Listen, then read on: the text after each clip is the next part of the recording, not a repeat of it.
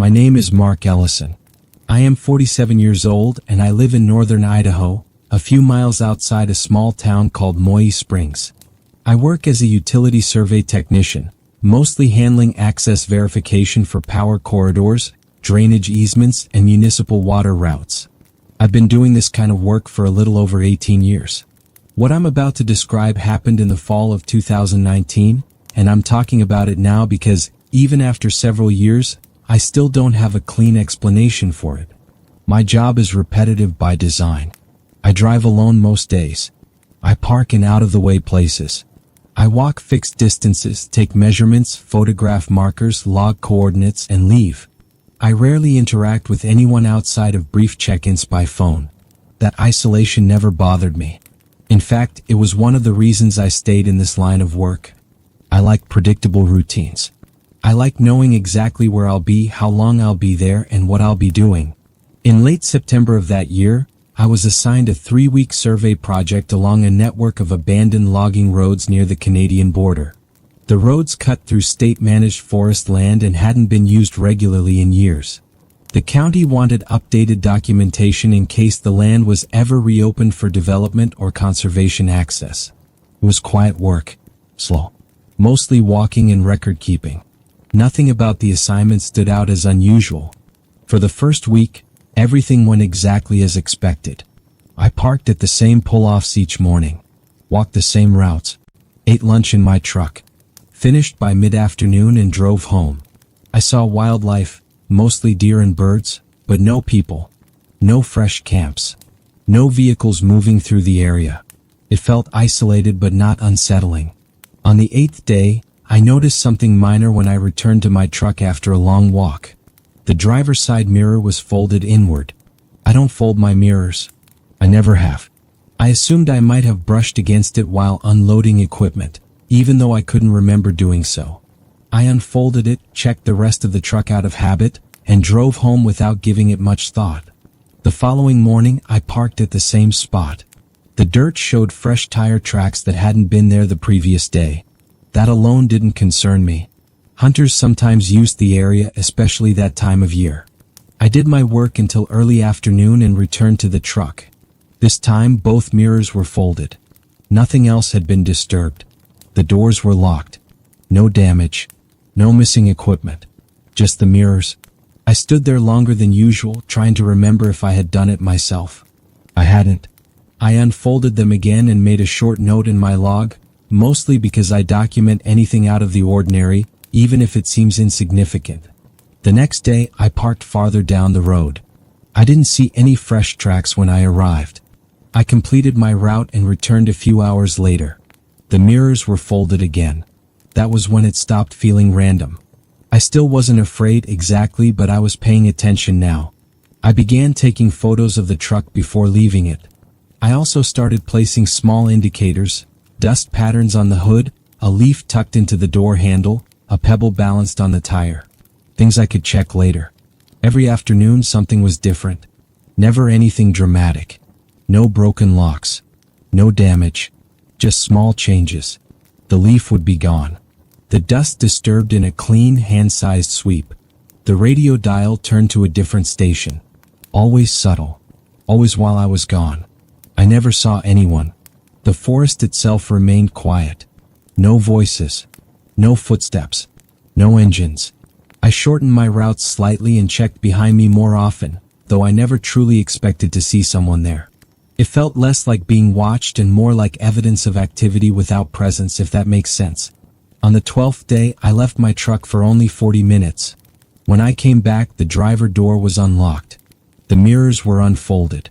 They were adjusted precisely to my usual driving position. That detail stayed with me more than anything else. That night, I didn't sleep well.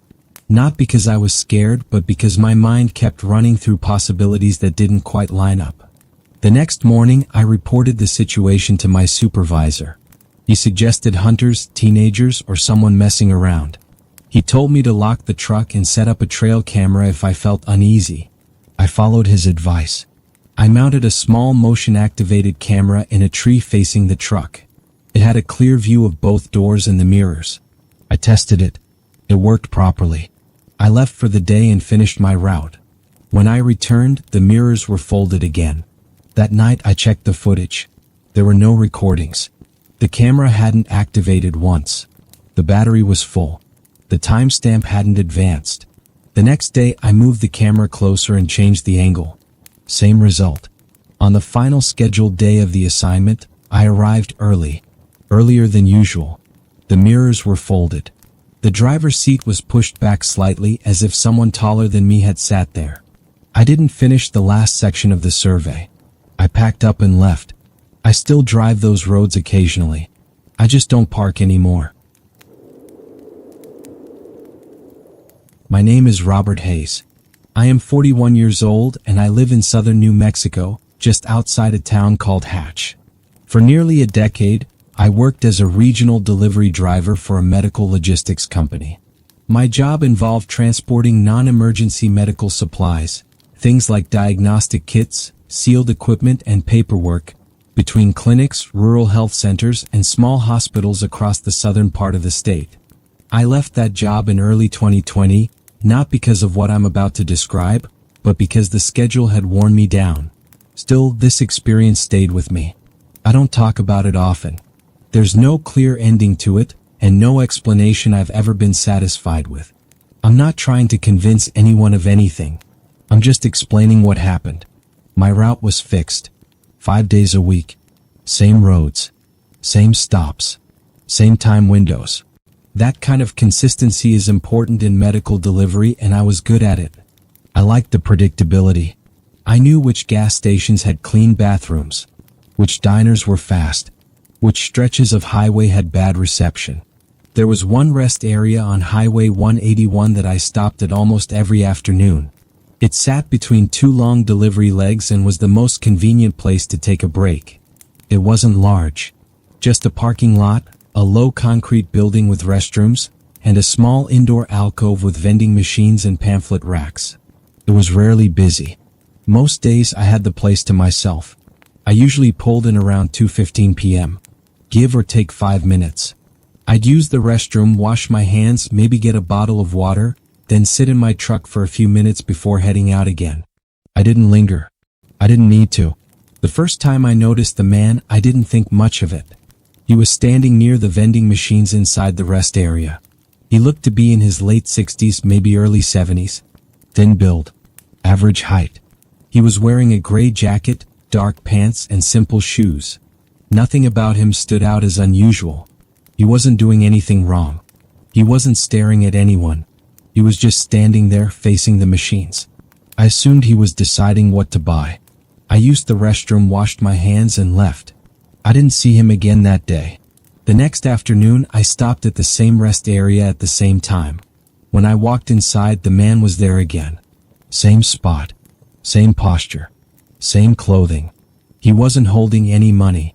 He wasn't interacting with the machines. He wasn't reading the notices on the wall. He was just standing. Again, I didn't think much of it. Rest areas attract all kinds of people. Travelers. Locals. People waiting for rides. I finished my routine and left. On the third day, I noticed something that made me pause longer than usual. The man hadn't changed position at all. Not even slightly. He wasn't leaning. He wasn't shifting his weight. He wasn't looking around. He was facing the vending machines the same way as before, with his hands at his sides. I remember thinking it was strange that he didn't seem to blink much. But I didn't stare long enough to be sure. Over the next 2 weeks, he was there every single day. Same time. Same place. I began to notice patterns because my job trained me to. He never used the restroom. Never sat on the bench. Never bought anything. Never spoke to anyone. He didn't look directly at me, but I got the sense that he was aware when someone entered the building. I tried adjusting my schedule one afternoon. I stopped earlier, closer to 1:30 p.m. He wasn't there. The rest area was empty. The following day, I returned to my usual time. He was back. That's when I started paying closer attention to details. His jacket never changed. Not once. Same shade of gray. Same fit. Same creases. It didn't look new, but it didn't show signs of wear either. No stains. No fading. His shoes were always clean. No dust. No scuffs. That stood out to me because the parking lot was usually dusty, especially when it was dry. I also noticed he never carried anything. No bag. No phone. No wallet that I could see. One afternoon, I stayed longer than usual. I sat in my truck with a clear view of the rest area in trance and watched through the windshield. About 15 minutes passed. Then 20. Then closer to 30. When I finally went inside, he was gone. There was no sound of a door closing. No car starting. No footsteps. He was just no longer there. The next day he was back again. I mentioned it casually to another driver I crossed paths with once at a clinic. I asked if he ever stopped at that rest area and if he'd seen an older man hanging around. He laughed and said rest stops were full of characters. He didn't seem interested. By the third week, I felt more uneasy than curious. Not afraid. Just unsettled. It was the consistency that bothered me. The lack of variation. The fact that he appeared only when I arrived at my usual time. I began to notice something else. He wasn't looking at the vending machines anymore. He was looking past them toward the glass doors in the parking lot. Toward the highway beyond. Then one day he wasn't inside at all. He was standing outside near the far edge of the parking lot. He was facing the highway. He stood there every day after that. Same time. Same posture. Facing traffic. Not watching individual cars. Just facing the road. I never saw him arrive. I never saw him leave. On my final week covering that route, I skipped the rest area once. I told myself it was to save time. The next day I stopped again. He was there. On my last day of that job, I didn't stop at all. I still drive that highway occasionally. The rest area is still there. I don't stop. My name is Thomas Ridley. I am 54 years old and I live in western Pennsylvania, outside a small town called Fort City, along the Allegheny River. For most of my adult life, I've worked various maintenance and contracting jobs. In 2017, I was working part-time as a grounds maintenance contractor for several state-managed parks in Armstrong County. What I'm about to describe happened during one of those seasonal assignments, and it's something I still think about more often than I probably should. I wasn't new to outdoor work. I'd spent years doing mowing, trail clearing, and light repair work. I was used to being alone for long stretches of the day. Parks during the week are quiet, especially the smaller ones that don't have campgrounds or major attractions. That quiet never bothered me. I actually preferred it. There's a rhythm to maintenance work that settles in once you've done it long enough. That summer, my main assignment was Crooked Creek State Park. It's not a large park and it doesn't draw many visitors outside of weekends. My duties were straightforward. I mowed grassy areas, cleared down branches from trails, emptied trash cans, checked signage, and opened and closed gates depending on the season. I worked alone most days. Occasionally another contractor would pass through, but our schedules rarely overlapped. There was one picnic area at the far end of the park that almost nobody used. It was off the main loop road, tucked behind a line of trees, and didn't have a playground or restroom nearby. Just a gravel pull-off, a few picnic tables, and a stretch of woods behind it. Families preferred the larger areas closer to the entrance. This one stayed quiet. Every morning when I arrived at the park, I did the same routine. I unlocked the maintenance gate, drove the loop road, checked for damage or overnight trash, and made notes of anything that needed attention. That picnic area was usually last on the list. On my first week there, I noticed something small but unusual. One of the picnic tables was clean. Not generally clean. Specifically clean. The tabletop was wiped down. No leaves. No dirt. No bird droppings. The benches were dry, even though it had rained lightly overnight. The surrounding tables looked normal. Some debris, some moisture, but that one table looked like someone had just finished cleaning it. I assumed another worker had done it. Sometimes rangers or volunteers handled small things without mentioning it. I didn't think much of it and moved on. The next morning, the same table was clean again. Same table. Same condition. I paid more attention this time. I checked my work logs. I hadn't cleaned it. I asked one of the other contractors later that week if he'd been assigned to that area. He said no. The park ranger I checked in with once a week didn't mention it either. For the rest of that month, the pattern continued. Every morning, no matter what the weather had been overnight, that table was clean. Dry when it should have been damp. Free of leaves even after windy nights. It wasn't spotless in an unnatural way, but it was clearly maintained. I started arriving earlier. Sometimes just after sunrise. Once or twice before the sun was fully up. The table was always clean when I got there. There were no fresh tire tracks in the gravel. No footprints around the table. No signs of anyone having been there recently. I didn't feel threatened. Just puzzled. Eventually, I decided to test it in a small way. One afternoon, before leaving for the day, I deliberately didn't clean the area like I normally would. I left a few wrappers near the trash can. I left some leaves on the bench. Nothing excessive. Just enough to notice. The next morning, everything was gone. Not just moved. Gone. The trash can hadn't been emptied, but the litter I'd left nearby was no longer there. The leaves were gone. The table was wiped again. I asked the ranger directly if anyone was assigned to clean that picnic area outside of regular schedules. He told me no. He suggested maybe locals were using it early in the morning and cleaning up after themselves. That explanation didn't fully make sense, but I didn't have a better one. As the weeks passed, I became more aware of the absence of people in that part of the park. I never saw anyone using the picnic area. Not early, not late, not on weekdays. No cars parked there. No food residue. No signs of gatherings. Yet the table was maintained. One morning, after a night of steady rain, I arrived earlier than usual.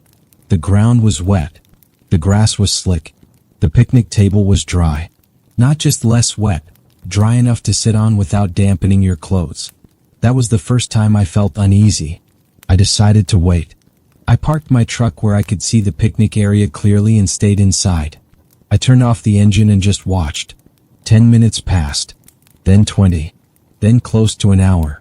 No one came. No vehicles. No footsteps. No movement in the trees. Eventually I got out and walked over. The table surface was cool to the touch, not warm.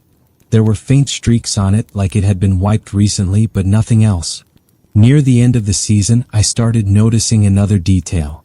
The table wasn't just clean, it was clean the same way every time. Same direction of wipe marks.